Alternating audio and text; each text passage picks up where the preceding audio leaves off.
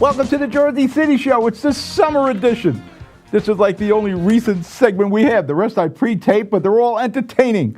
Unfortunately, one of the things I have to report on is the murder of a Jersey City police officer, Officer Melvin Santiago.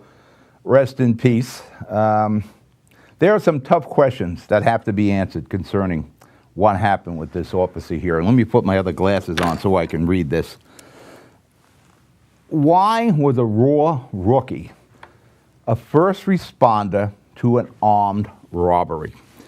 Any police show you have ever seen on television, from Dragnet on, that rookie always stayed behind. He did crowd control. He didn't go into the danger zone. Why is a raw rookie responding to an armed robbery? That's one of the first questions. Second, why is this animal, this cop killer, on the street? He was wanted in a previous murder here in Jersey City. And it wasn't like he hightailed it to Mexico. He was hiding in plain sight here in Jersey City.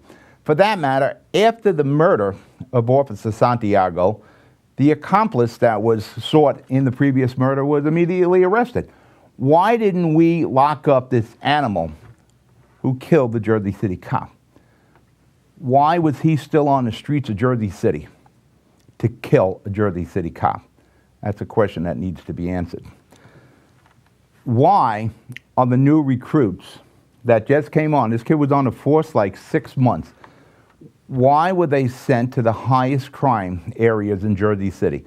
Now listen, I understand we got to get them some experience, but I don't think we need to throw these kids in the fire. And that's what happened here. We threw this kid right into the fire.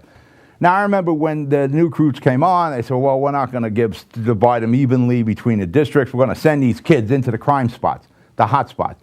Well, guess what? We just paid the price for that.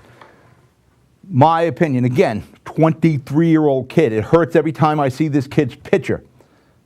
Kid's younger than my kids.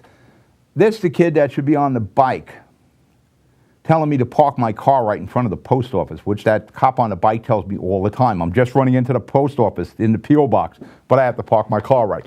That's what this kid should have been doing. Bring him along gradually. You don't send him as a first responder to an armed robbery. What is the protocol when responding to an armed robbery? I'm sure it is you just don't pull up in front of the store.